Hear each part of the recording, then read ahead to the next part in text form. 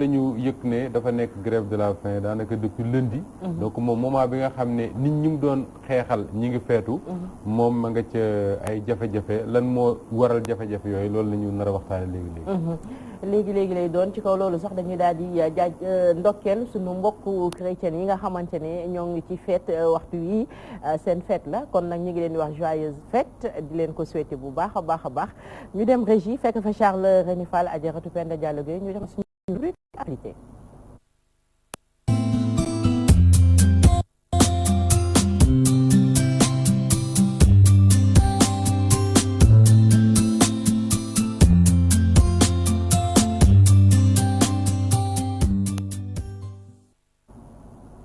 alors Moustapha nga ne dañu gi Mari Sagna mi ngi grève de la faim depuis lundi.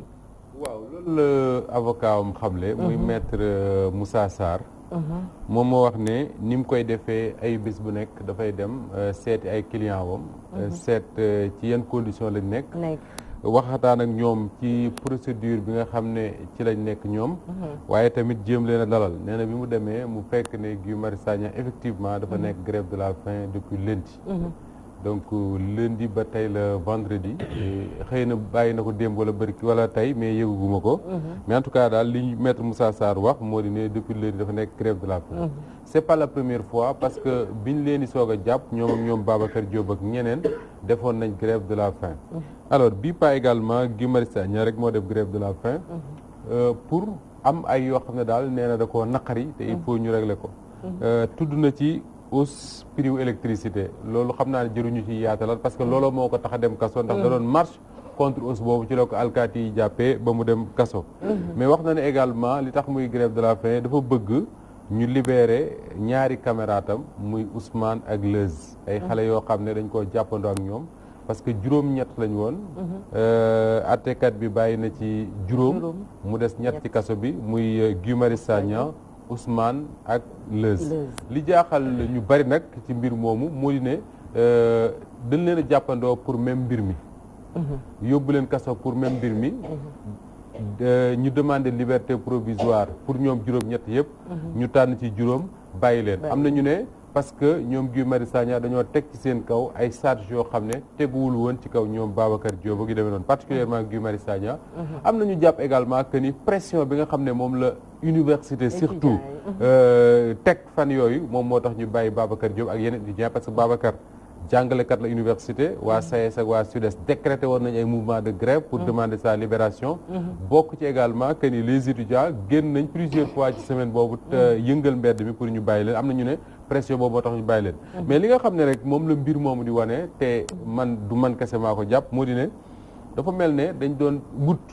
Guy Marius Sagna ci boppam que ni jàppale Babacar Diop ak jàppale ñeneen ak ñeneen. c'était pas le plus important le plus important dafa mel ne pour le pouvoir moo doon teg loxo Guy Marius Sagna neutraliser ko. te boo gisee conditions yi nga xam ne moom lañ wax ne ci la nekk mooy bi ñu ko jàppee déjà dañ ko yóbbu camp pénal wala ñu ko tëj alors que foofu généralement ñiy wax ci mbir yooyu yëpp loolu laa dégg ñu ko wax ne tant que attewuñ la ba daan la ba nga xam ne wéer nañ sa mbir duñ la yóbbu foofu mais dañ ko fa yóbbu exactement camp pénal exactement loolu moo tax mu tudd camp pénal justement ñu yóbbu ko fa ba pare nee nañ teg ko fañ doon teg ñi nga xam ne dañ leen a jiiñ mbiru terroriste yi demee noonu Guy Marius Sagna nag wax dëgg yàlla mën nañ kaa reprocher lu ne mais yaakaaruma ne terroriste la parce que mësuma gis Guy Marius Sagna di dox ci mbedd ba yor big waxuma nag di yor aw yat wala xeer ak yooyu parce que suñu président assemblée nationale bii ñu yor na fi xeer wu rëy di fi marché Guy Marius Sagna mësuma koo gis mu yor big wala mu yor ab règle wala waxuma la nag di yor yat wala leneen di dox ci mbedd foo ko gisee loxoy keseem lay doxe wékkoo saagam boobule mësuma ko gis mu def leneen mësuma gis également Guy Marius Sagna yëkkati kurpañ jëmale ci kaw nit alkaati yi jàpp nañ ko fi plusieurs fois saaxee ko fi plusieurs fois ëpp ñu ko doole parce que ñëpp ñuy dem ci marché yooyu gis nañ ne Guy Marius Sagna bu ko alkaati yi jàppee su bëggul dem mënuñu ko yóbbu ëpp ñu ko doole mais mësoo gis mu yëkkati violence jëme ci ñoom donc suñ ko tegee yooyu forcément quel que soit luñ ko mën di reprocher da nga naan liñ doonul xëy na mooy neutraliser Guy Marius Sagna parce que njëkk nañ ko fi jàpp boo xam ne wax nañ ci fii waxati ci plusieurs fois teguñu ko fenn conférence de presse boo xam ne FRAPP France dégage moo ko doon def moom jiitewu ko parce que ñu bari dañuy fàtte loolu dañuy réere mbir loolu Guy Marius Sagna jiitewu ko ba ñuy def conférence de presse ba ma nga fa woon mais toogul sax ci taabal ja ñu lire fa benn discours mais ñu taxal ko jàpp def ci kaso bi buñ ci mujjee mooy bàyyi ko parce que amuñu dossier bu dëgër bi également on a l'impression que ni dañu bëgg a neutraliser koo xam ne xëy na sonal na nguur gi ci ay sorteem ak yu demee noonu ñu defee ko noonu muy lu doy waar beneen bi mu ne moom Guy Marius Sagna ba tey li tax mu ne dafay grève de la faim mooy daf ne dañ ko privé de ses droits d'appeler sa famille et ses proches notamment parce que boo nekkee prison ñu ne dañ lay may 15 jours yu ne nga mën a woo sa ay mbokk wax leen ci loolu nekk yu mel ne moom nag ba mu fa nekkee ba léegi loolu dañ ko xañ te au même moment mi ngi gis ñu koy jox yeneen détenus yi ñu koy def loolu nag lu doy waar la su fekkee noonu la demee beneen bi mu ne dafa bëgg règlement intérieur bu prison parce que loolu jot a taxaw la règlement intérieur bu prison bi ñu jox ko pour mu xam nga lu tax ñu bari dañ naan woy lan lay doyee règlement intérieur mais règlement intérieur boobu buñ la ko joxee moom mooy tax nga xam ne lii am nga droit def ko lii amoo droit def ko lii obligation la nga koy def soo ko xamul dara jëye mën na la parce que mën nga exiger dara ci prison bi loo xam ne règlement intérieur mayu la ko te coow mën na ci am exemple professeur Babacar Diop bi mu nekkee prison bis bi muy génn nee nañ garde yi dañ ko fa violenté ba gaañ ko lan moo ko waral ay da ngay dem féeg waroo dem féeg da ngay nangam ak nangam yu mel noonu réeroo yooyu dafay am ci prison yi souvent moo tax ma ne dafay baax quand même c'est bien que ni bu ñu taqalee police wala ñu taqal administration pénitentiaire ñu def communiqué ne loolu amul ak yu demee noonu mais li gën mooy ñoom ci seen bopp muy takk der yi ñoom ñëpp ñu xam ne en réalité ñoom ci seen liggéey rek lañ nekk ñi ñu jàpp yóbbu leen prison duñ seen ay ennemis seen ay frères lañ wala seen ay sœurs wala seen ay jarbaat wala leneen c'est des Sénégalais comme ñoom duñ seen ay ennemis dañoo nekk en conflit avec la loi ñu yóbbu leen teg leen seen loxo dénk leen donc ñoom li ñu war mooy teg leen ci li nga xam ne moom la loi maye na li na ja teg mais amuñu pour di leen violenter amuñu pour di leen xañ ay droits yoo xam ne seen yoon moo leen ko may te loolu moom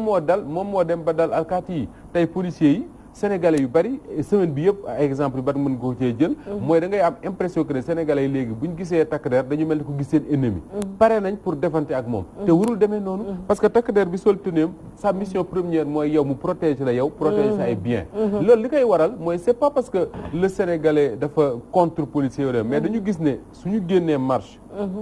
policiers yi toroxal leen bi ci mujj mooy àjjuma bii ñu passé toroxal nañ ay doomu Sénégal ba boole ci journalistes yi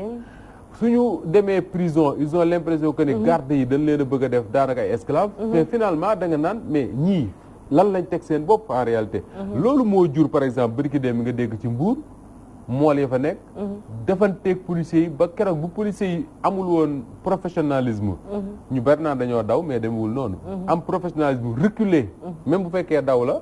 bàyyi leen keroog bakkan moo na faa tuur parce que bu alkaati yi mënoon nañ ko taxaw résister jàkkaarloog ñoom utiliser li leen loi may mooy buñ menacé sa vie nga génne sa fetal taal kon keroog ku gis image yi nga xam ne moo am Mbuur da ngay gis ne bakkan dina fa daanu parce que alkaati yi bu ñu reculé wul woon leneen am d'ailleurs sax heureusement que ñu ne mool yi ils ont présenté leurs excuses ñu ngi demandé ñu libéré ñuy jàppoon xëy na dinañ leen libéré mais li am solo rek moo di ne ñaar moo am mooy nit sénégalais dafay libre di dox ay soxlaam ndogal dal ko mu nekk en conflit avec la loi mën na nekk ab sàcc mën na nekk ku rey nit mën na nekk ku marche fu mu warul marché mën na nekk leen rek loolu lépp loi daf ko réglé bu la ci jàppee ba ki la alkaati bi nga xam ne moo war a encadré yooyu bu la ci jàppee amul droit pour di la violenter amul droit pour di la dóor amul droit pour la parce que loi may ko ko soo fa jugee ñu teg la ci loxo ñi nga xam ne ñooy garde prison yi amuñu droit pour di la violenter amuñu droit pour di la dóor amuñu droit pour di la brutaliser parce que yoon mayu leen ko loolu nag li koy maye mooy encore une fois ñoom ñi takk der yi ñu xam ne benn dañuy war a veiller sur la liberté sur la sécurité des gens et de leurs biens mais également ñu xam ne dañu war a respecter un minimum dañ ko war a am ci respect wu droit wu nit ñi te droit yooyu bokk na ci yii nga xam ne moom la Guy Marius Sagna wax ne jàpp nañ ko teg ko loxo am nañ ci droit mais nañ ko may au moins li koy yoon may mooy fukki fan ak juróom yu ne mu mën a woo ay mbokkam mu am ko mais également mu xam lan mooy règlement intérieur prison bi ba xam fan lay teg tànkam ak fan la ko wër a teg voilà. li nga wax Moustapha am na dafa am solo man dafa am benn image rek bu may ñëwaat waxoon nañ ko fi mais dinaa ko waxaat dafa am benn image yu Guy Marius Sagna bu ñu wane woon muy marché benn alkaati di ko malmené mais mu ne ko je me bats aussi pour vous. Absolument. Je me bats aussi pour vous mi ngi koy wax di ko répété donc image boobu daf man boog daf ma captivé mooy li ngay ngay wax nii duñu ay ennemis. xëy na moom dafa am loo xamante ne cause bu muy défendre la. mën nañ ko nangul mais teewu ko dafa am ay droit wam même bu dee comme mi ngi ci biir prison bi comme ni nga ko waxee. teewu ko ni am na ay droit wam. xëy na règlement intérieur yooyu muy laajte dañ ko war a jox bu fekkee ci droit ay droit am la bokk. beneen bi. affaire étudiants yi nga xamante ne pour man waruñu woon bàyyi xeex bi tamit. waaw pour man waruñu woon bàyyi xeex bi parce que su fekkee ne Guy Marius Sagna ak Babacar Diop ñoom la ñu jàpp ak yeneen 7 personnes yëpp pour même cause lañ leen jàppee ñu xëy bàyyi ki nga xamante ne moom mooy Babacar Diop. pour man muy étudiants yi muy sénégalais yi kenn ci waru ci ñoom bàyyi combat bi tant que libéré wu ñi ci des ñëpp foofu xëy na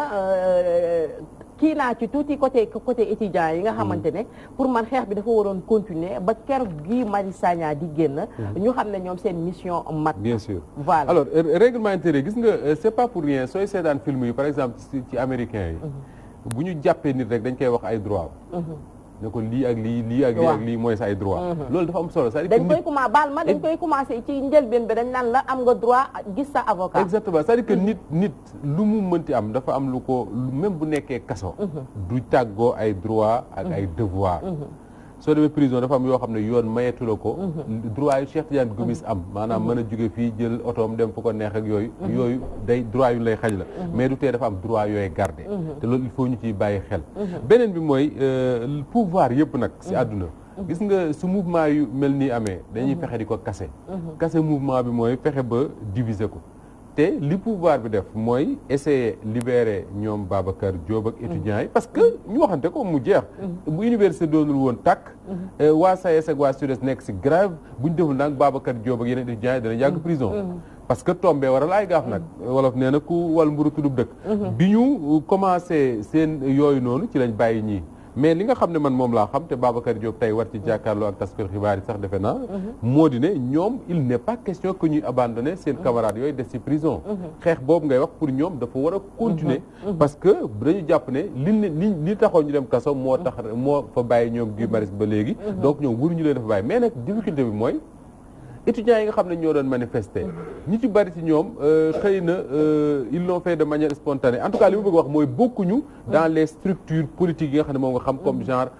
structure de la société civile dañuy dem ay ñoo lànk ak ñoom c'est des étudiants yoo xam ne dañu gis ne seen ay camarades ñoo nekk prison ak seen professeurs ñoo nekk prison ñu génn manifester donc xadar biñ ci doon ànd ak yooyu mën na bañ a bokk mais le défi ñi ko war a relever pour man mooy waa plateforme ñoo lànk ñoo bañ te ñoom nee nañ sax dañuy def une grande manifestation début année muy janvier pour justement exiger libération ñoom Guy Marius parce que bu fekkee ne Fabel li nga wax ni noonu la demee ñu toog seddal yëngootuñu Guy Marius Sagna dana yàgg ci kaso bi c'est sûr parce que le pouvoir amul benn intérêt pour di ko bàyyi muy ne ci mbedd te ñi xam ñë Guy Marius Sagna ñëpp di ñëw fii ci Walfadjri comme ni muy demee ci yeneen entreprise de presse ñi ko xam ñëpp xam ku mel ne ñoom caat ak ñooñu c'est duñu ay xiibon non du ñu ay xiiboon comme man c'est des gens yoo xam ne su leen neexoon bu leen alkaati yi defee ñu def leen mais à chaque fois da ngay gis Y'en a marre d'ailleurs ñoom ñoo fi génnewoon cette stratégie là suñu jàkkaloo alkaati yi ñoom dañuy sukk ci suuf def nii seen loxo pour wan leen ne ñoom xeexuñoo ak ñoom yoruñu xeer yoruñu dara et loolu c'était de bonnes images alkaati yi ñëw jàpp leen ndànk dem def ci kaso moo gën yor sa xeer wu rëy jàkkaarloo ak ñoom parce que bu fekkoon ne sénégalais boo xam ne da nga marche keroog bi par exemple vendredi bii di passé alkaati yi sànni nañ ay lacrymogène dal nañ ci kaw manifestants yi dal ci kaw journalistes yi mais man dama am image bi ma marqué mooy man gisuma ñu jël xeer di leen ko sànni gisuma ko te pourtant centre ville la woon su gars yi commencé woon sànnente xeer ak alkaati yi liy yàqu dana bari mais loolu amu fa donc loolu lu ñu war a sant yàlla te xam ne au-delà des policiers le pouvoir politique moo war a xam ne moom li gën a yomb mooy li Ablaye Wade doon wax que ni démocratie wu Sénégal dafa toll si nit ku bëgg a manifester ak foo bëgg a manifester nga def ko nu mu la neexee kenn bañ la koo tere parce que loolu mooy tax violence du am su fekkee nag dañu bëgg a xañ nit ñi imaginer woon foofu ci centre ville ñu xañ leen ni ñu leen xañee su fekkoon étudiant wu Dakar yi ñoo fa ñëw fekk étudiant wu Cheikh Anta Diop yi ñoo fa ñëw fekk ak seen i xeer ak yooyu mais oto yu bari dina toj magasin yu bari dina toj am na benn daayira wala yu demee noonu yoo xam ne mas nañu am manifestation yu mel noonu à Dakar mais bul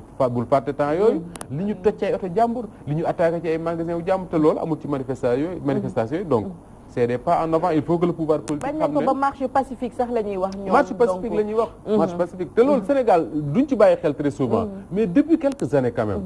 à part étudiants yi ñi fi manifester ñëpp gisoo fi kuy sànneenteeg alkaati yi ay xeer alkaati yi ñoo yor seen lakk ma di ko sànni pour tas leen mais loolu lu baax la ba pare mu am benn image bu ñuy def bu njëkk bul fàtte bu njëkk su ñoom Ablaye Wade doon marché yooyu Ablaye Wade mii taxaw na fii ne alkaati yi ay nit lañ comme yéen suñu yoree seen lacrymogène wala seen i livre di leen ko sànni wut leen pneu kii chaîne vélo yooyu suñu leen dóoree ngeen fayu parce que bu njëkk loolu la woon gars yi bu ñu daan dem di manifester ji ay meeting ak yu demee noonu mais dañuy yor seen i yet yor seen i xeer yor seen i jaasi yor seen yëpp nar a jàkkaarloog alkaati yi defante ak ñoom mais loolu ba léegi amatul manifestation yi boo ci mënti dem doo fa gis kenn ku ñëw yorew yat ñëpp seen loxoy neen la ñuy ñëwee su alkaati yi sànni lacrymogène ñu tas te loolu nag bu ñu ko capitaliser wul yombal nit ñi ñu mën ko manifester dinañ tollaat situation boo xam ne nit ñi bu ñuy génn di dem assemblée nationale wala feneen ni Moustapha Niasse defoon la ñuy def ku nekk yóbbaale xeer wu rëy ku nekk da ngay yóbbaale sa xeer yàlla bu ñu fa yegg ba pare mu am benn image bu doy waar boo xamante ne ñu ngi koy wane moom mooy image yu journaliste bi doon defante ak ki nga xamante ne moom mooy alkaati bi diffusé nañ ko mu nekk image boo xamante ne pour man jarul sax ñu koy sorel parce que bu ñu demee ba war a yegg foofu ak alkaati yi moom mooy li nga nar a wax sànq dinañ dem benn moment boo xamante ne ñaanuñu yàlla tamit egg foofu bien sûr te loolu sax ci balay coach di ñëw ci journalistes yi dama dégg je crois que même police wax na ko ne wéy journalistes yi il faut que ñu am lu leen identifier dañu war a am carte de presse wala ñu sol xawma lan pour que ci manifestation ñu leen identifier te bañ a taxaw ci wàllu ci côté manifestant yeeg yooyu yëpp baax na mais su fekkee ne journaliste bi dafa ñëw fu mel ni place de l'indépendance yor caméra yor leneen ak leneen bëgg rek accéder à la place de l'indépendance pour xam lan moo fa xew alkaati yi ne kenn du fa accéder mais journaliste nu muy def moom du jéem a wut yeneen mbedd yum jaar ak yu demee noonu foo parce que suñu problème ak alkaati yi Sénégal yi mooy koo fi taxaw jox ko carte de presse mook jox ko këyitu suukar la yemale du tax nga am li nga bëgg a am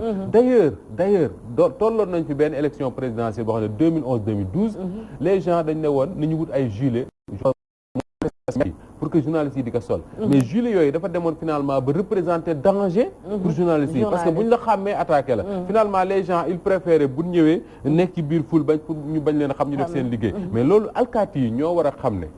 suñu nekkee dans les théâtres d'opération wala nu ñu ko tuddee ñu war a xam ne journalistes yi bokkuñu ci manifestants yi bokkuñu ci alkaati yi dañu ñëw juste rek pour nettali lan moo fa xew mais loolu suñu leen ko yombalul également ñu protéger leen un peu ñu def ko loolu alkaati yi mën nañ ko mais ni image yooyu nga gis journaliste wala caméraman jàkkaarloog policier ba ñuy dóorante dënn mais loolu mën na ñàkk c'est que man image yu Sénégal rek laa ciy xalaat saa yu amee yenn problème yu mel nii comme kaaw Guy Marius Sagna ñu privé ko ay droit am dégg nga ou bien jàpp di koy buntu xataal man li ma ci jàpp rek moom mooy lenn mooy image yu Sénégal bi ñuy yàq nguur bu fi nekk dina ci def ay yu mel noonu ba nga xam ne ñun ñu ñuy xoolee dafa am ñun ni ñu nit ci di xoolee te loolu dafa ñaaw parce que da ngay xool koo xam ne tubaab ou bien sax comme ça waxee américains yi wala français yi yow bu ñu la jàppee mais non en quelque sorte yow dañu lay privé lenn kese la moom mooy sa liberté démocratique waaw loolu kese la de mais li si des yëpp gars yi dañ la koy yóbbu ba mu mat da ngay am say droit ba mu mat mais kon nag leneen loolu image man c'est surtout loolu moom man mooy sax man saa yu loolu amee rek. mais bien sûr automatiquement man loolu laay xalaat. bien sûr damay naan Cheikh boo xoolee les gilets jaunes en France. waaw ñoo gën a violent fuuf suñu manifestants yi. waaw ñi violent wuñ parce que gisuma ñu attaqué mais les gilets jaunes en France. dañuy toj ay oto jàmbur di toj ay magasins jàmbur di attaquer policiers yi ba sax. police France yi dañuy obligé naan nañu changer grenade li leen di sànni ak yu demee noonu ba mu jur débat bu rëy parce que dañ ne grenade lacrymogène yi nga xam ne moom lañ doon sànni foofu réglementairul pour ñu koy sànni fii nag grenade looyu français yi bañ moom la ñuy sànni suñu réew mi mooy yooyu nga xam ne bu ñu ko sànnee nga mel ne ku naan kaani yooyu la ñuy sànni pourtant en France malgré violence gilets jaunes et tout dañ ne clairement amuñu droit di fa sànni grenade yooyu parce que réglementairul mais loolu mooy respecter droit wu nit nag loolu laa lay wax xam nga image boobu man sama problème loolu la image boobu nga xam ne moom ngay joxe xam nga xam nga Moussa Wa. Donald Trump mu ngi xas Macron. di koy naan yow mii xam nga dégg li xew sa dëkk. gis nga ñoom xalaat bi ñu koy amee. exactement boo leen toogee loolu lañ lay xoolee. Macky Sall dafa war a xam ne moom bu dee. avant nga lijjanti Afrique dama lijjanti la. voilà xam nga wax yooyu loolu lañ lay xoolee quoi boo toogee ak say pères yi. dégg nga boo toogee ba boo nekkee di wax dëkk dañ naan muy jën xoolal mu ngay wax xoolal dëkkam ah xoolal moom xamul démocratie. xoolal xam nga yooyu. dafa ñaaw. dégg nga ci njiit. nit baax na booy dem ci say pères yi. maa ngay bàkkoo sama dëkk am na démocratie. xoolal président ghanéen bi bu ñëwee. gars dañ koy xoolaat président Cap-Vert bii. mais yooyu sori na Abdoulaye Wade dem na fi benn sommet Union africaine xaw ma. mais chef d'État africain yëpp a mer. parce que da leen wax clairement que ni ñun yemuñoo génn niveau démocratie. voilà tu as vu ñun dañ leen a raw. dañ leen a raw yëpp. waaw mais raw boobu waaw mais raw boobu Moustapha raw boobu amatul delluwaat na ginnaaw. nañu waxante dëgg. parce que am na yoo xam ne vraiment ah léegi amatul léegi boo buggee aw fii ñu ne non doo marche boo buggee def lii ba ñu ne yow doo ko def xam nga loolu il faut que Macky Sall moo war a xoolaat. dégg nga xool ba et puis man am na yoo xam ne man yëfu tappale yoo xam ne man xaw ma ko. yow di jël nit di koy buntaxanaal di koy dugal ba pare di xaw ma dialogue national. loolu mooy lan. yëfu tappale yooyu mooy lan. ngay woote dialogue national fële nga jël ay doomu aadama. Guy Marius Sagna ak ñeneen ñoo ne la bu privé leen seen ay droit. yoo ngay wax ay xaw ma dialogue national. loolu moo tax ñu Abdoulaye Wade bi sax ne moom du ci bokk. parce que yëfu tappale moo fa am. mu jël moom et puis li ma ci gën a métti rek. xam nga Moussa Ba am na leen loo xam ne yéen da ngeen ko xool. Macky Sall xool leen jeunes yi rek lay dugal kaso. te xool jeunes yi lay dugal léegi nag. mu jël léegi dem ànd ak paa yi lay àndal. jël génération sama ñoom maam ñoom la jël di ànd ak ñoom. xoolal moom jeune la au lieu mu ànd ak jeunes yi. liggéey mais moom dafa dem jël ay paa. Moussa Ba Niass. Famara Ibrahima Sagna voilà xoolal loolu la moom ay paa lay jël. paa yooyu et puis jël ay nit yoo xam ne ay waxu dof rek la ñu moom mooy wax il faut les mater en tant que premier ministre ngay wax la ancien premier ministre xam nga yooyu. loolu moom mooy nit yoo xam ne amuñu fulla amuñu fal. waaw mais coach pendant tout ce temps ana suñu opposition bi tamit. dama ne la opposition bi ñoom tam dañoo màgget de. ñooñu opposition baa ngi kaso Guy Marius Sagna mooy opposition. voilà waaw kooku oui ma xoolal ñeneen ñi moom noppi nañu waxatuñu. kan nga fi dégg mu wax. moo ma jaaxal. kan nga dégg mu wax kan. xanaa kenn te. kii rek ngay wax Sonko rek ngay wax ana ñeneen ñi. Sonko sax dégguñu ko nag vraiment bi ci xeex waaw non je suis d'accord yow de. Sonko mii wax nañu waxaat ci moom itam. moom wax nañu waxaat ci moom de. Sonko mii doon jaay balbalu. anu mu léegi moom mi tamit. te man li xam nga lu ma ci tappale rek la fi nekkee moom tamit lu ma ci jaaxal. moom nga dem tappale la kay Sonko mi. ñoom ñëpp tappale lañu. Sonko ñu jël doomu xoolal kii ndeysaan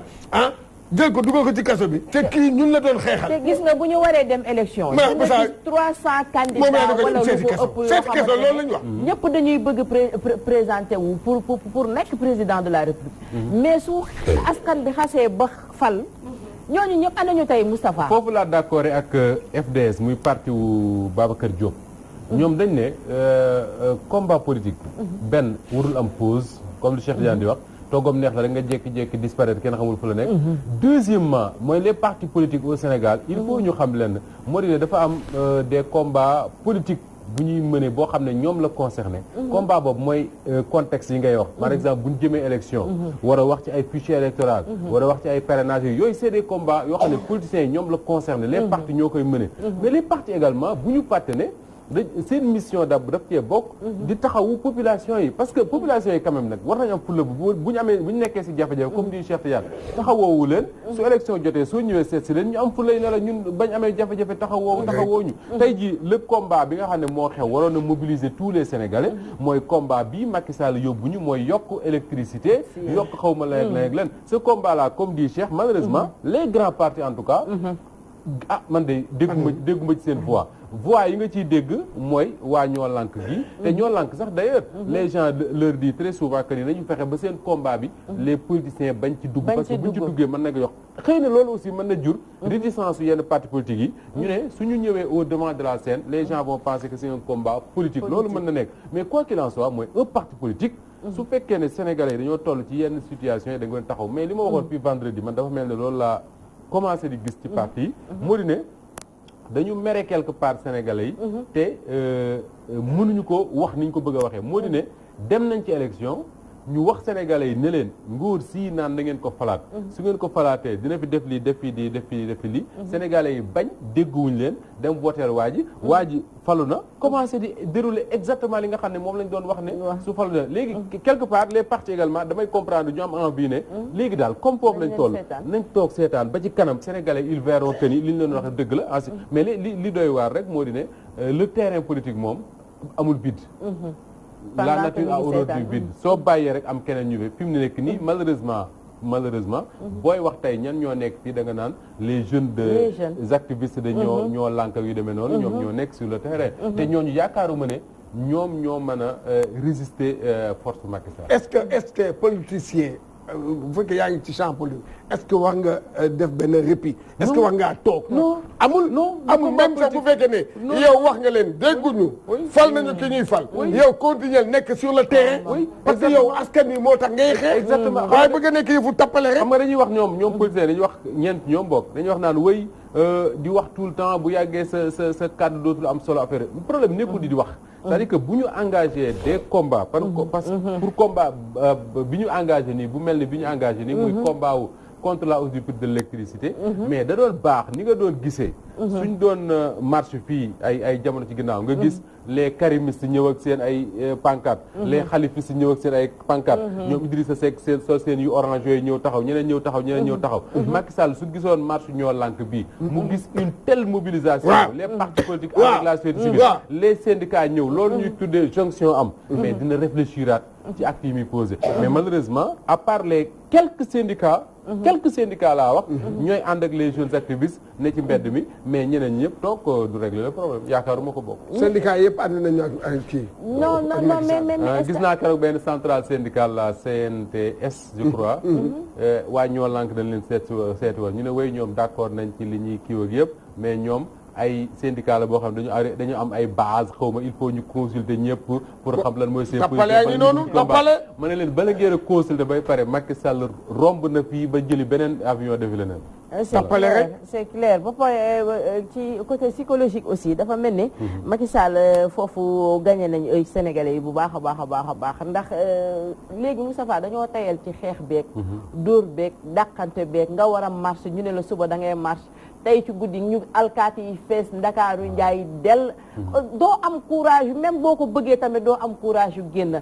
wala ngay bëgg génn sax sama genre yaay gi ñoom ñoo lay téye loolu moo ma jaaxal Fabel xëy na yéen jigéen ñi di ngeen ci xam dara lan moo tax bu ñu waree marche wala yu demee noonu ci réew mi alkaati yi ne xus ci Ndakaaru pendant ce temps là ñuy toj bijouterie jàmbur yi di toj butigu jàmbur yi di sàcc alal li nit ñi alkaati yi doole gi ba daal man loolu mën ma comprendre waaw loolu tamit bonne question lan moo tax alkaati yi fu ñuy nekk buñ génnee ñu ne waa Sénégal moom bari dañuy takk der de bari nañuy matériel alors que au cœur de Dakar agression bi lamp yi di takk di dox seen soxla 22 heures 21 heures 20 heures parfois même moins agression yi di def leen neex man mii di wax ak yow matul un mois fii laa tourné benn waay ci sama oto la jëlee sama téléphone mais alkaati yi qu'est-ce qu'ils font pendant ce temps là tu as vu wax la nii rek ñun sunu kañ HLM ci corniche bi 21 heures sax dañ lay agressé gor la ay ay 21 heures ngay wax 21 heures midi man gis naa agression midi Ouest Foire gi nga xam ne fi lañ tojee benn bijouterie avant-hier mais bëccëg midi comme dit Cheikh Tidiane benn femme dugg na ci benn supermarché yi di jënd sac bi mu yor xaw ma ñaata million lañ wax moo ci nekk mais dafa génn ñu fëgg ko dem doo dégg dama la bëccëg midi ah ouais heure bu nekk. te sax ñu ngi wax Ndakaaru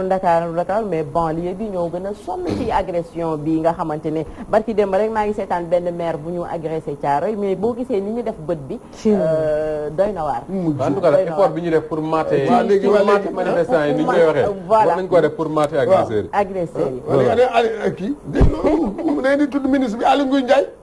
anamu moom. ñu tudd turam. moom la. waaw moom. du moom moo rek sunu kii sécurité. waaw. ah. nekk toog wax le premier flic du Sénégal. waaw premier flic du Sénégal ñun ñu ngi bëgg a dee amuñu sécurité. ah moom bu nekk fi taxaw di dem ay xaw ma lan di naan day négocier. moom dañ ko sant négocier. waaw moom dañ ko sant négocier. amuñ ko sant la moo jaaxal moo tax mu dem Tivaouane Peulh. waaw loolu la affaire boobu jaaxal Sénégalais yëpp la mooy lan mooy yow ministre de l'Intérieur. yow lijjanti sunu sécurité yoo xam naa da ngay dem di négocier ak ay. di ay suuf. waaw di lijjanti ay suuf. ay suuf bi nii ay nit nga bàyyi leen bu leen def lii bu leen def lii. xëy na président de la République nañ nelaw ba yandoor. xëy na président de la République moo ko yónni. si nag suuf si ci sécurité Sénégal la bokk de. kan suuf si non waxuma la loolu dama ne xanaa déggoo. amul sécurité yow moment bi nga nekk Tivaouane Peulh di kii côté boobu ci côté boobu rek am na fa ay agression am na fa ay agression sax yow ngay wax toppale ñëpp ay toppale rek. ok nguuru Abdoulaye Wade nguuru Macky Sall bi moo bëri ay toppale. non nguuru slogan la. non waaw gis nga. Moussa Ba wax nga dëgg li ko communicant politique rek wax mooy slogan ak ay gadget c'est-à-dire que il crée des choses. di ko waxee noo xam ne mais boo xoolee au fond y a rien derrière. émergent anu. voilà ana Sénégal émergent. voilà. est-ce que Cheikh Sénégal Tidiane Ansoumana Dione nee na kenn mënul dialogue national ci Sénégal te malades mentaux yi bokkuñu ci. non mais wax na dëgg. Ansoumana wax na dëgg. ah léeg-léeg yow non oui ma dama ne. moom je tenais à le dire yow dem nga yow yóbbante la il faut ñu mottali. xam nga léegi Macky Sall waaw léegi yow nga bàyyi malade man ñi nga xam ne ñu ngi lijjante malade mentaux yi. yow nga dem di jëli ay waa nawetaan jël Amadou Kane dugal ci biir. ci biir dialogue bi. waaw dialogue bi ah. yow nga bàyyi ñeneen ñi. ah. waaw peut-être Moustapha coach. non waxal. merci non man kay pare la. waaye waxal. waaye lu may wax. man bu tappale rek lañ bu jël si dee am yow man booy assumé. waaye nañ ma jëli ma dem toog ci Guy Marius Sagna. bul ma xooloo coach. waa déglu ma. bul ma ne waxal coach man dama dem toog ci Guy Marius Sagna. toog foofu. ah kon da nga ko bëgg a wéttali. waaw. Guy Marius Sagna attention moom dafa ñeme de. man ragaluma man ragaluma. ñaata manifestation def na ko. yow koy jàpp dugal ci prison teewul boobu léegi prochain marche bi kañ la Moustapha. kenn weddiwul ne que moom li wax dafa foofu moom. boo xam boo nee Guy Marius Sagna dafa ñeme. ça veut dire que am na ko ragal. voilà voilà. prochain marche bi laa bëgg a xam kañ la. attends oui ma kan moo ragal. wax yomb na quand même. oui ma kan moo ragal. non man de en tout cas il est boobu sa gaaño fa nga ba ca pare pragmatique moom. dama ne dimbali kay dama la yow mi yaa ngi nii. waaw yow yaa gën a ragal. bu ma wax de man yow yaa gën a ragal ñëpp. non Fatou Diouf dañ koy àtte xoolal prochain marche bi incha allah kañ la semaine prochaine. non janvier. janvier. waaw incha allah janvier rek ñu xool ñan ñooy nekk ci kanam. mais man vendredi bii. wala mu couvrir am na xool ñan ñooy nekk ci kanam. may ma. rendez-vous non laajal ñoom Sambou Biaye ñoom ñëpp. waaw marche bi man maa ngi fa woon. non mais marche bi ñuy sànni. waaw mais nag bari na journaliste yi. maa nga fa woon. non boo fa nekkee tamit. maa nga fa woon doo dégg man lijjantewuma man regaluma. kon ñeme nga de waaw dama ne regaluma laa. waaw yow man kan laa regal yàlla. ok mu jeex tak. waaw rek laa regal. jaajëf ñu waxtaanee beneen bu jë. jaajëf waay Aïcha ñu waxtaanee ñaareelu ponk actualité bi Moustapha cette fois-ci ba tey dañuy nekk ci suñu président de la République ban discours la nar a tenir ci Sénégalais yi. waaw xam nga dañuy wax discours de nouvel an. donc année bi bu dee jeex le président de la République ci réew yu bari dañuy def discours. souvent dañ koy waxee discours de vœux lay doon maanaam. ndokkeel sénégalais yi. ñaanal leen at mu bees affaire yooyu. mais président également dañ ci profiter pour régler quelques comptes. mais également pour annoncer ay mesures yu ñuy jël ak yu demee noonu. soo gisee discours décembre 2018. bu président Macron ca France. ci la doon lijjantee mbiru gilets jaunes yi ñu doon tudd nii. seen violence yeeg yooyu wax lan la ci nar pour régler ko en 2019. alors Macky Sall également li ma jot a xam moo di ne dina def discours naturellement le 31 décembre. mais defe naa ne dina ci yokk leneen ci discours bi mooy un entretien avec la presse nationale. je crois que loolu ñoom lu ñuy nekk di togg la. danañ tànn juróom wala juróom-benn journaliste yoo xam ne ñoom ñooy dem laaj ko sur des questions d'actualité xaw ma nag yan question de mais en tout cas daal li ma jot a dégg moom mooy ña ngay togg lu mel noonu. te ce serait pas la première fois parce que defoon na ko. bismillah. Moussa Ba. xam nga tappale a ngi noonu commencé. yan journaliste lay jël. xam nga loolu la. xam nga lu muy def xam nga lan la. am na journaliste yoo xam ne. yóbbu leen amul benn njëriñ. parce que waxu tappale lañ fay def. du ñu wax lii maanaam question d'actualité et prudente. mooy question yi nga xam ne moom moo soxal sénégalais yi. moom li mu wax def mooy que. secteur bu nekk. journaliste politique nga jël foofu. culture nga jël foofu sport nga jël foofu. mën na jàkkaarloog man.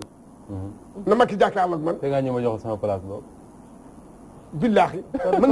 na Macky ñoo man naa jàkkaarloog moom. kon dafa mel ni Moustapha yaa ngi foofu. non je dis pas que maa ngi foofu. naa jàkkaarloog moom rek. mais je dois reconnaître quand même honnêtement que ni man kii nañ ma ñu waxee contacté nañ ma. sollicité nañ la. exactement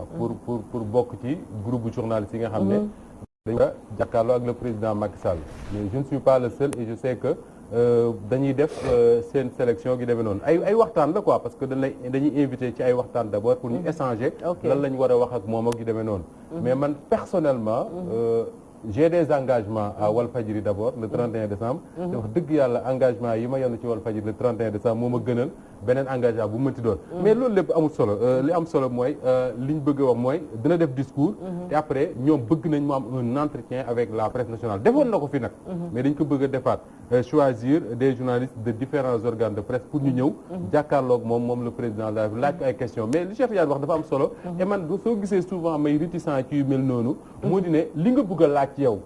doo ko mën a laaj parce que un journaliste de la RTS moo fay nekk c'est moom mooy nekk modérateur débat yi da lay jox Fatou nga posé ñaari soo paree Macky Sall toon jaar ci leneen te su fekkee da nga mel ne Cheikh Tidiane Gomis loolu doo ko mën li ngay bëgg mooy jàkkaarloo koo xam ne soo dóoree mu dóoraat soo waaw voilà laaj ko loolu mooy neexal un entretien mais quand cela ne tient on attend de voir lan lay joxe tout cela beneen bi moo di ne discours yooyu souvent également occasion la pour le président de la République mu def bilan wu année bi mais également dégager des perspectives bilan wu année bi nag pour man président Macky Sall mënu ko def xam naa ne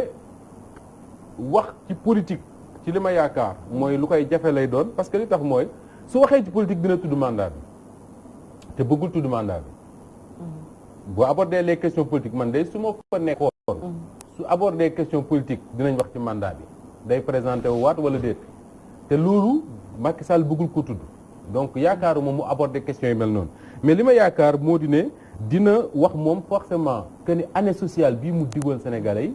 fan la ci jëm ak ñoom fan la mujjee ak ñoom parce que mënoo ñu dig une année sociale 2019 ba pare année sociale boobu ci nga waxee ne yokkum salaire ci Sénégal moom bu ñu ko xalaat ça veut dire quoi que ni pouvoir d'achat wu travailleurs yi day wàññeeku parce que salaire moom bu yokkul yem te dund gi di yokk mooy salaire baa ngi wàññeeku beneen bi mooy ci année sociale boobu ci la Macky Sall décidé yokk njëgu carburant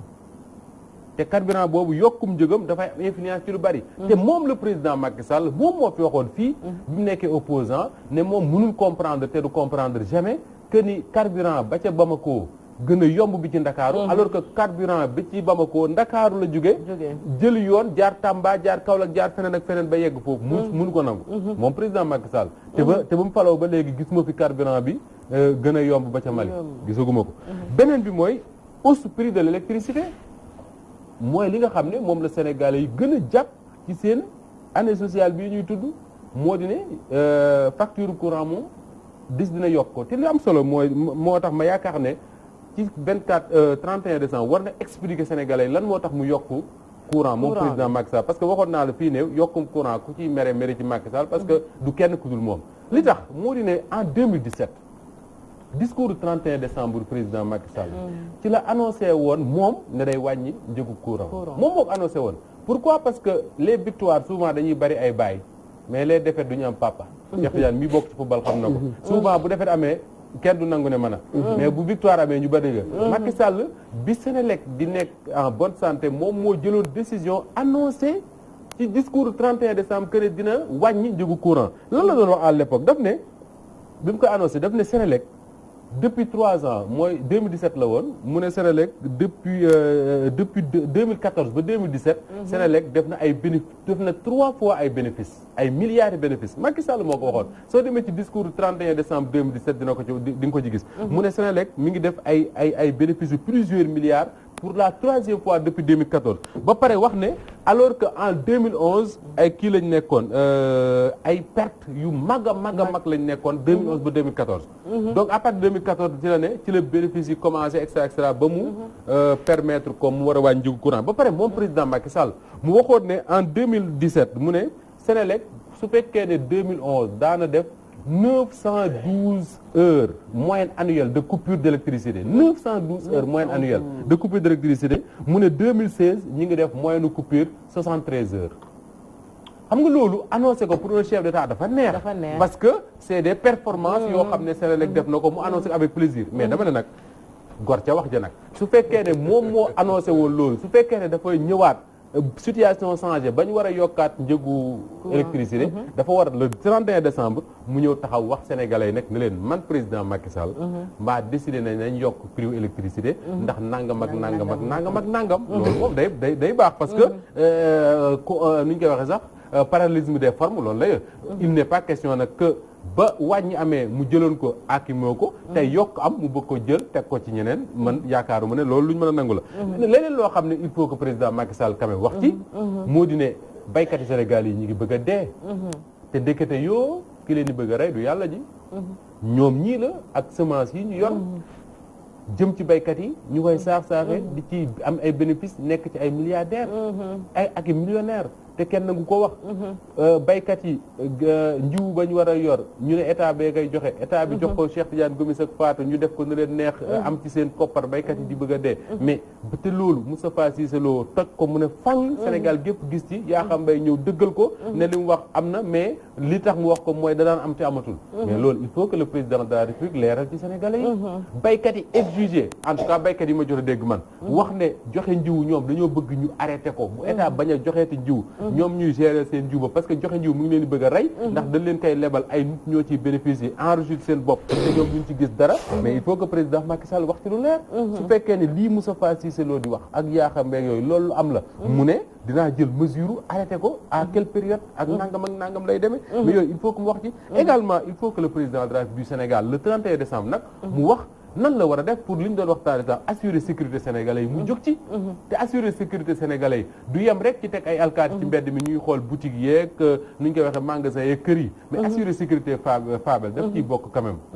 chauffeur si ci digg Ndakaaru ñu bëgg a jeexal waa Ndakaaru nag il faut ñu régler ko mënuma comprendre dans un pays comme le Sénégal fii ci stade Léopold Sédar Senghor 6 heures du matin nit ñi di doxi seen liggéey ñu jël fi ñetti bakkan ba léegi déggoo ci le ministre de l'Intérieur mu wax ji man pour man c'est inadmissible waxoon naa ko fi bi Abdoulaye Daouda Diallo nekkee ministre de l'Intérieur ma ne fii ci Patte d'Oie rond-point Patte d'Oie bii nga xam ne boo fa taxawee yuuxu bu baax sax waa ministère de l'Intérieur fekk la fa ñu rey fi ñetti jigéen ci oto te accident ministre de l'Intérieur ba léegi waxuma sax déplacé wu mais yëkkatiwul kàddoom wax ji fii démb ci suba ñu rey ñetti nit ak soxna soo xam ne dégg naa démb ñu ne liir bu tooy xëpp la bàyyi ñu rey leen fii ci rond point ci pont de l'émergence bi boo jëmee stade lu ko def mooy ay chauffeurs yoo xam ne dama yàlla baal kenn xamul ban comportement la ñu am ba léegi ministre de l'Intérieur non seulement demu fa mais yëkkati wu ci kàddu te pourtant day réew mi Cheikh Tidiane doon tudd sax muy France nga xam ne ñun lu ñu wax ñu ne France am na seen benn ministre de l'éducation nationale bu tudd Maroc gii la dëkk bu tudd Najat Vallaud-Belkacem ay élèves ñoo doon génn ci école benn oto mbëkk ci ay xale bureau la jógee ñëw lijjanti ko lu xew mais ñun kañ la nag le président daal bi di jël ay mesures ci accident yi nga xam ne waxatuma sax ci diggante dëkk ak dëkk mais ci biir Ndakaaru pratiquement weer wu ne wala semaine bu ne nga dégg accident boo xam ne yóbbu na ay bakkan doomu aadama nguur gi toog mel ni ku ko yëgul yàgg les sapeurs pompiers ñoo fay dem suñ paree jàkkaarloog taskari xibaar yi nga leen way 6 heures lañ ñu ko wax 6 heures 10 lañ fi agsi on a constaté 3 corps sans vie 7 blessés graves on les a évacués à l'hôpital point final na ñëpp ñibbi mais jusqu'à quand mais loolu mënatul continuer il faut que les autorités règlent ce problème là question yooyu il faut que le président de la République man de su fekkoon ne dama bokk ci journaliste yi war a wax ak moom naa naka mu wax ci yooyu parce que yooyu mënatul continuer beneen bi nga xam ne ci laa jeexale mooy le président il faut ñu wax ci nag parce que mënuñu depuis 1900 je ne sais quand ñu utiliser franc CFA ñu xëy suba ne dañ koy bàyyi di utiliser ECO te président de la République du ñu wax nag nan la demee fan la mbir mi commencé ndax moom waxtaan bi yëg na ko ba rôle la ci joué ak ñun bu ñu ko changé lan la ñuy indil mais yooyu yëpp nag il faut que mu wax ci te yaakaar naa ne le 31 décembre dina ci prononcé mais Moustapha seetlu woo dara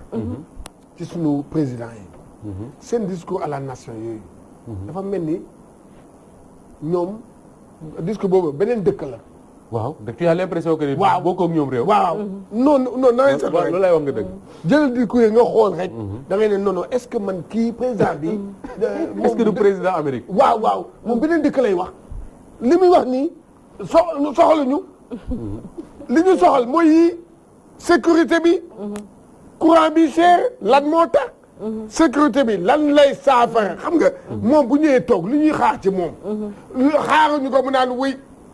ay di naan bu ëllëgee di nangam déedéet luñ ko kii mooy problème bii nga xam ne yéen sénégalais am ngeen ko man fas naa yéene daal lii laay def pour saafara ko ñun loolu lañ koy xaar waaye boo ñëwee nekk ànd di wax loo xam ne ki nga bu mu nekk nii discours bi ngay wax yow bind nañ ko bu yàgg mu nga foofu toog day ñëw jël feuille bi rek ñëw teg bu yàgg rek xool liir ba ne nii gars yi ah waaw doo dégg loolu gars yi ki nañ ko bu yàgg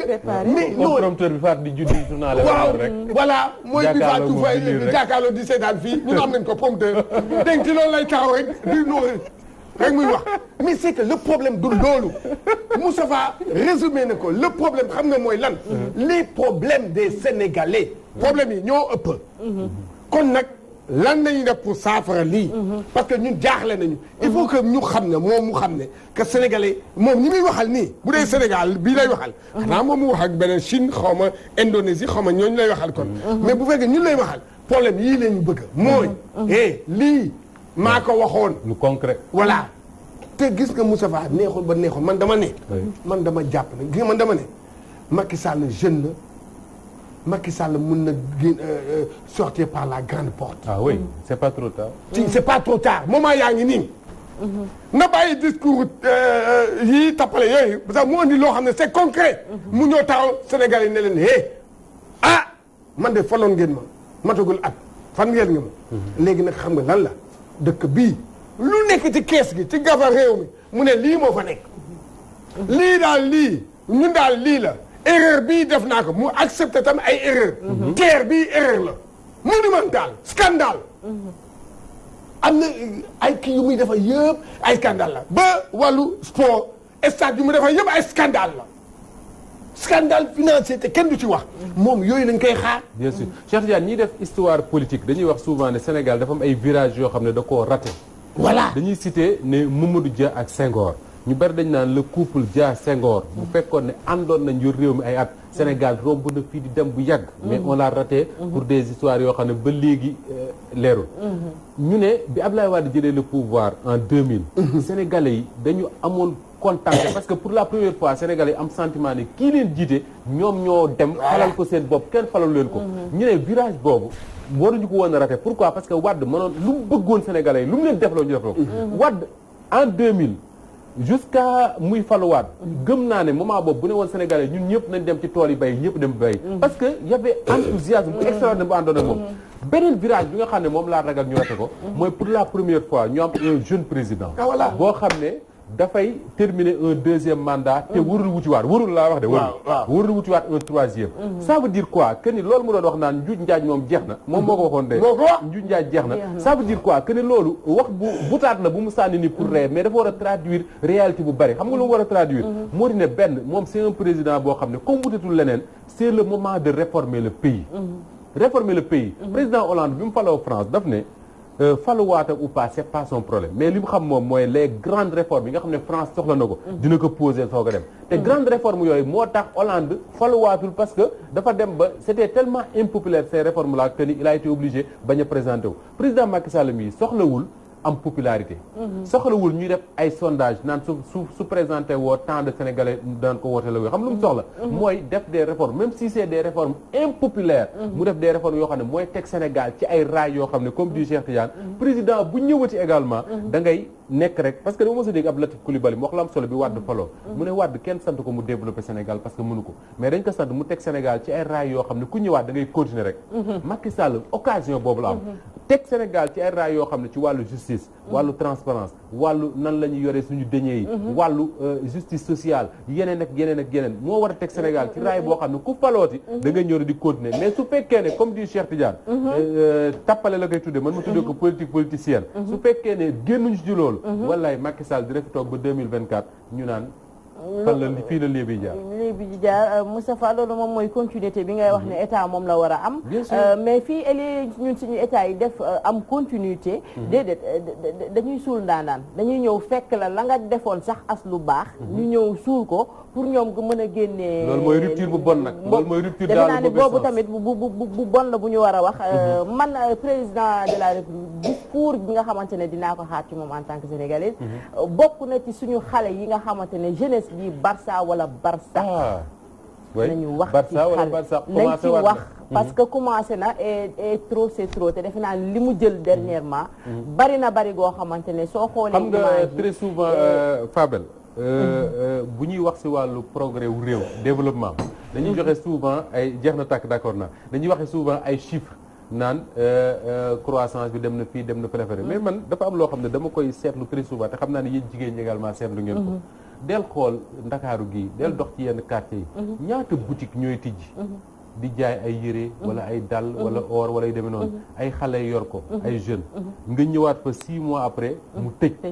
da ngay ñëw rek gis mu tëj yenn saa yi ñu remplacé ko par taabalu yàpp yenn saa yi ñu remplacé ko par leneen mais xale yooyu ay boutique yooyu xale yooyu di ko tijji muy tëj fan lañ jëm dem seen yoon ca géej ga dem ci géej ga loolu gën la de loolu man je ne sais pas ba xam nit ñi ngi def attention man à chaque fois que may dox ci mbedd yi damay xool dama naan mais man fii ay fan a ngi nii romboon naa fi atelier tailleur bu rafet c'est vrai mu jékki-jékki tëj nga def na yoonam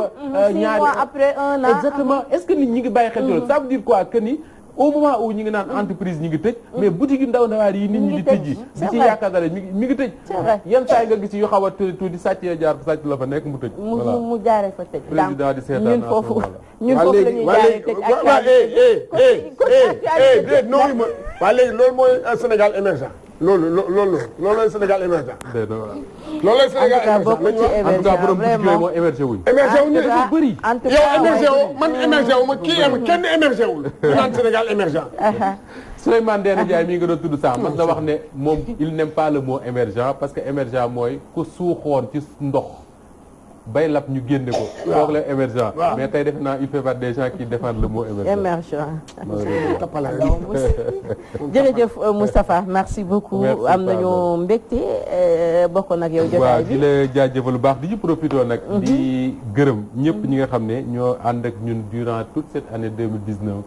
ñuy waxtaan ajjuma bu ne saa yu ko mënee ñu daje ak ñoom di waxtaan ñoom aussi ñuy participer ci waxtaan saa su ne di leen baalu ak ñoom ñëpp wax bu ci jub ak bu ci jubul yëpp ñu ngi leen koy baalu ku ci xam ne da nga cee gis sa bopp ci li ñuy wax ñu ngi la koy baal tey ñaanal yàlla mu defal ñu atum 2020 bu naata